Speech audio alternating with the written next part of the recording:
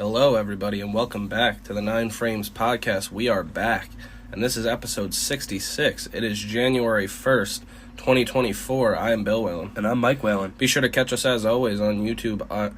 9 Frames Podcast. Our Spotify is 9 Frames, and our X is at 9 Frames Pod. Please follow us on there. Subscribe, like, comment, and share if you enjoy the show. Yeah, Happy New Year, everybody. Definitely Happy New Year. Happy holidays. We hope you enjoyed. We took a couple episodes off. I got pretty sick last week, but we are back. Yeah, I've got a little bit of it. You might be able to hear in my voice. I'm a little bit stuffed up, but we're going to push on here. Going to report. It's not really much, but brief update around what's gone on over the holiday break. Yeah, a couple moves. Teams are still trying to stay semi-active as we are drawing closer to opening day 2024. And just a spoiler for everybody listening, we will not be talking about a transaction made by the Chicago Cubs because they don't do that. No, not after signing their new manager for $40 million. That being said, we've got some stories to get into. Stay tuned to the 9 Frames podcast. And we will get into the MLB news that we have now, give our opinions on a couple deals that happened over the last week. The first of many is Isaiah Kiner-Falefa, the absolute utility man, will be making his way on over to Toronto on a 2-year, $15 million deal. Last year he played 115 games. 41 of them were in center field, 37 in left, 7 games in right, 31 games at third base, and 1 each at second and shortstop. He was also on that mound 4 times. And did you say catcher? He didn't catch at all? I don't think he caught last He's year. able to do that, too. Oh, yeah. In his big league career, he has played every position except for first base. He came up as a catcher, and he could play first base. 100% he could. He just hasn't. His career numbers are not anything to scoff at the plate either. He's a .261 career average with 26 homers and 203 RBI.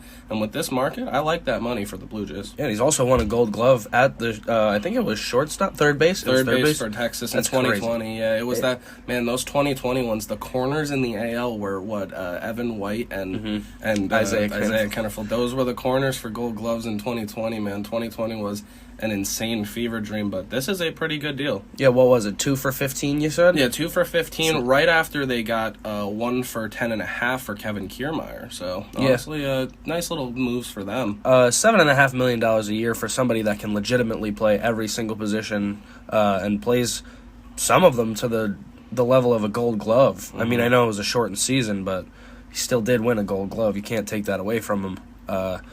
It's not a bad move by any means. It's some a great of the bench piece. Some of the chatter that I have seen online is Blue Jays fans are a little disappointed because they felt like this was going to be a really big offseason for them, and their names were in a lot of people. They were in on Ohtani even up until the last minute. Heard their name around Cody Bellinger. We still haven't seen any movement on that one, but they want bigger names. They haven't gotten them so far, but they are making a lot of small moves that help a team out to win. Yeah, I mean, because they have a good core. They still do have Vladdy Jr., they still got Bichette, they still got Biggio's there. I like that team, They got a core. If they have guys like Alek Manoah bounce back as well and pitch like he did in the past, you're getting a great arm. That basically is an acquisition. Yeah, Gosman and Barrios still leading the rotation. I mean, they're a good team. They made the playoffs last year. So, yeah, I mean, to add a bench piece for $7.5 million for a guy that can play every single position, it can't be looked at as a bad move. It's a deal I like. It's one of those B-grade moves that it really does build a winning roster. Yeah, you Same need guys with like Kiermaier. that. You absolutely need guys like that to make deep runs as a good team in the MLB. I mean, it's such a long season. Guys get injured all the time. This guy can literally be plugged in everywhere. The next deal we will talk about was a little off-putting for me. I wasn't expecting it.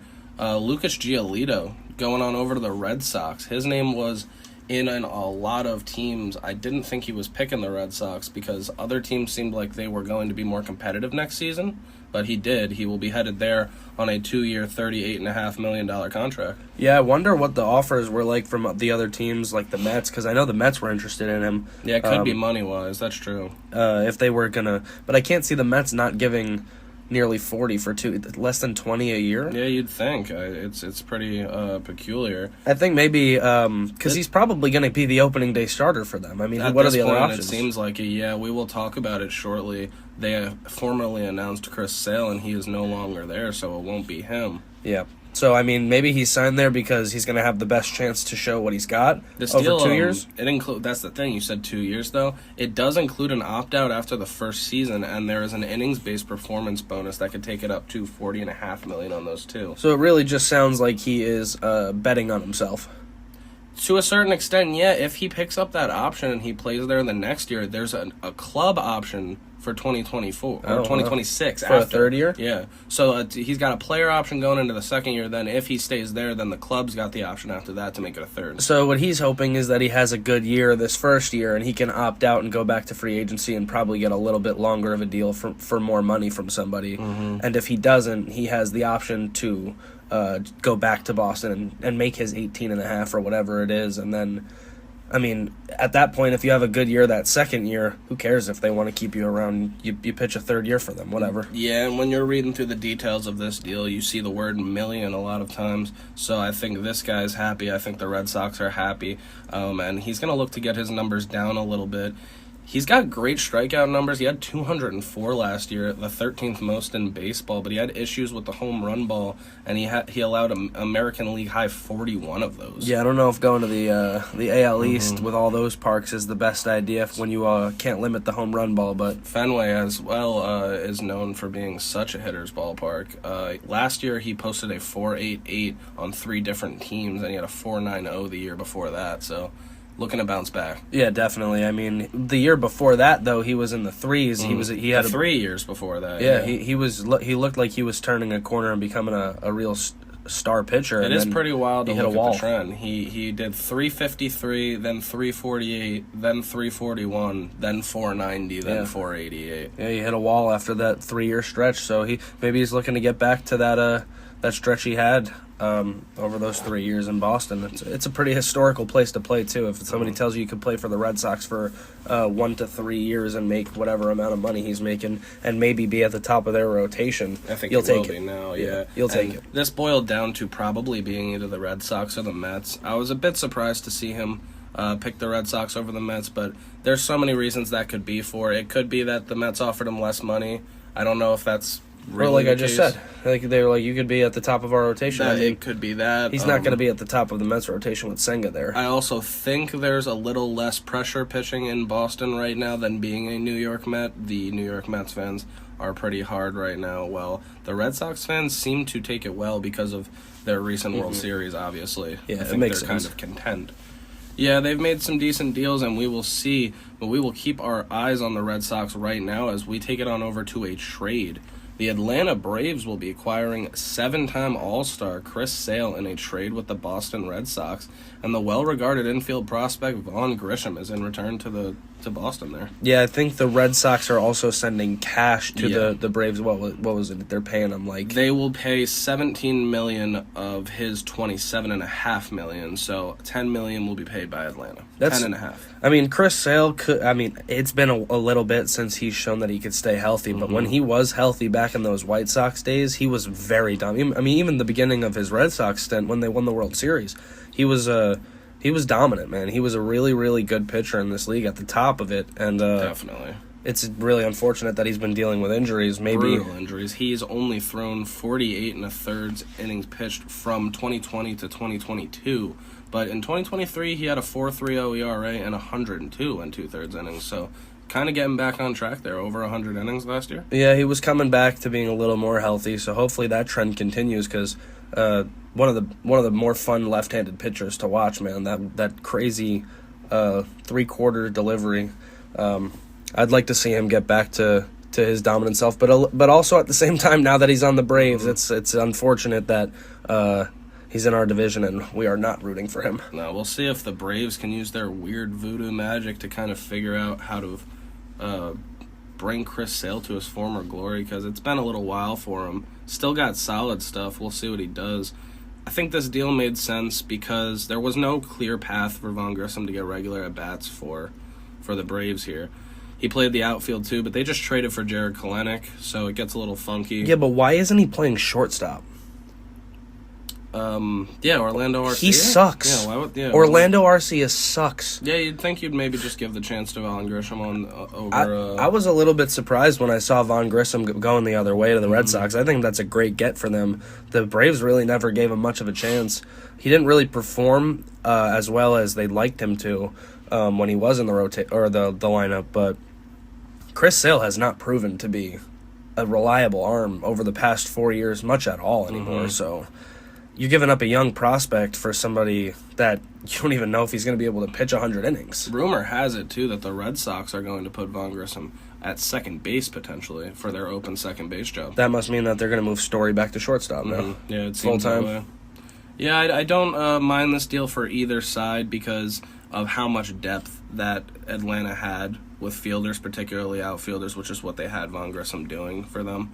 They'll be okay, you know. Yeah, I mean, they're the Braves. They're going to be fine regardless. I thought it was a little bit crazy to see that name go the other way. Yeah, I wasn't ready for it, that's for sure. For somebody as unreliable as Chris Sale has been. But, hey, the Braves don't really make bad moves, so it'll probably end up working out in their favor anyway. It's going to be pretty crazy because if you check his baseball reference page and he just bounces back in ATL. Gosh, he'll have like a 2.80 ERA next year. It's going to be so ridiculous. Yeah, but if he does find that former glory, man, I know how much fun that guy was to watch at his best. Yeah, but like I said, it'll be a little less fun that it's on the Atlanta Braves. Most definitely. Our last deal here that we are going to talk about is the Cincinnati Reds making a deal to bring in the right-hand pitcher Frankie Montas. This is a 1-year, $16 million contract. What do you think? $16 million is a little bit high, I would say, for somebody like Frankie Montas. It's another guy that just really hasn't proven to be much since he left Oakland, honestly. When he went to the Yankees is where he kind of took a nosedive. Definitely. And, I mean, maybe he can bounce back. The Reds were another team that were on the verge for a lot of those weeks down the stretch. They were in the hunt. I mean, I'll never fault a team for signing somebody that's had a proven history and they're trying to improve. Yeah, he's got a great track record. Yeah. It's a bit worrying that he has dealt with some injuries and he had a bit of a downswing before the injuries, even statistically. But, I mean, I don't hate it. I do think, like you said, $16 million, when that's kind of the money that's bouncing around for Giolito, you can probably, I think Giolito's a better option than Montas for the same buck, right? Yeah, I would say so. I mean, I like Montas, though. I liked him in Oakland. I think he has potential to be at least a middle-of-the-rotation guy for them. So Montas only made one appearance in the majors last year after having shoulder surgery. He threw 1 1/3 inning out of the bullpen in their 161st game of the season for the Yankees. Yeah, so he just got back at the end of the year, and then he goes to Cincinnati now. His last full season was his breakout campaign in 2021, where he went 13-9 with a 3.37 ERA and a 1.18 WHIP. Had 207 strikeouts in 187 innings. It's only 2 years removed from that. Like I said, it was literally when he went to the Yankees is where it kind of went wrong for him. So maybe him getting away from the Yankees and back in the rotation, I'm assuming they're going to put him. He's not coming out of the bullpen in Cincinnati. No, I would think not. In 2022, for the A's, he made 19 starts and had a 3.18 ERA. See? But when he went on over to the Yankees, he pitched to a 6.35 ERA and a 1.54 WHIP. He was one of those guys that just could not be a Yankee. And then, not to mention, he did go on the IL with his right shoulder inflammation, to which he would never return for them and got that surgery. Well, I guess he would return for that 1 inning out of the pen. That's crazy to think about. I mean, I'll compare him to another guy that was great on the A's, goes to the Yankees, and then leaves and goes to the Reds, and now Twins, Sonny Gray. Yeah. He was terrible on the Yankees. Well, we could see a career revitalization for Frankie Montas. He went to where did Greg go after the Yankees? I think he went to the Reds after the Yankees. Yeah, I think it was. So there you go. He's following the Sonny Gray path. Yeah, Frankie the Yankee was a short-lived experiment, huh? Yeah, very much so. Did not see much of it, and the numbers were high when you wanted them low. They were hyped about him, too, when they traded for him. I think this is a good pairing for Montas in particular because, like you said, the spotlight is not as bright there, not nearly as bright. No.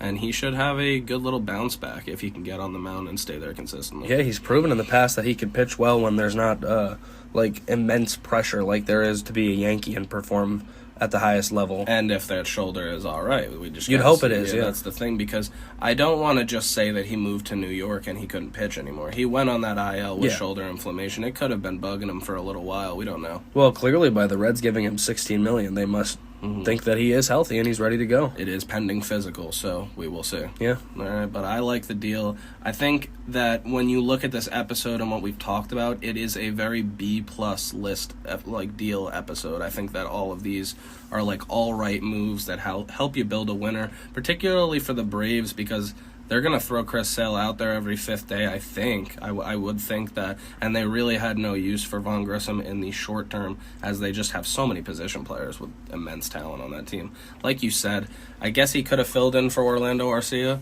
They're going to learn eventually that Orlando Arcia should not be a starting infielder in the league. But you can hide him in that lineup. If you need a starting pitcher, and now you got Chris Sale for 10.5, if he can pitch anything like they should have just traded the Red Sox Orlando Arcia instead. Then not for nothing, they probably could have just done that. They should have. Yeah. He's not good. Yeah, they end up giving Von Grissom, but I guess maybe that was the selling point to Boston. They wanted that guy. Yeah, well, if both sides are happy, all we can do is just see how it pans out for each side. Should be interesting to see, because I believe Von Grissom will be starting the season with the big league club. I think he'll be their opening day second baseman. So it should be fun to watch, considering that Lucas Giolito will probably be on the bump for them, and at second base will be Von Grissom. Red Sox starting to look very different. Keep your eye on it, folks. Should be a fun 2024 season, and there are a lot of moves still left to be made. For sure. Thank you to everybody for watching and listening. Wherever you do, it was good to be back talking baseball.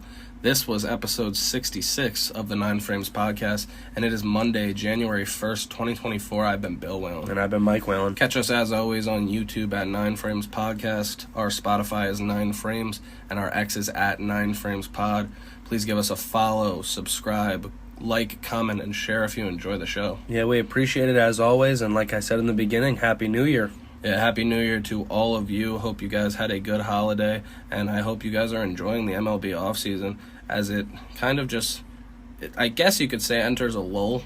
Yeah. But it's bound to do that, and we are under 100 days. It's going to have to start picking up eventually. Opening day is fastly approaching. Yeah. So we'll see you guys Wednesday if news permits, because you never know. There could be nothing between now and Wednesday, and then we'll have nothing to talk about. Yeah, maybe we'll do something fun then, or so. I don't know. We'll see. But we'll keep you guys up to date regardless, and we hope you enjoy the beginning of your week.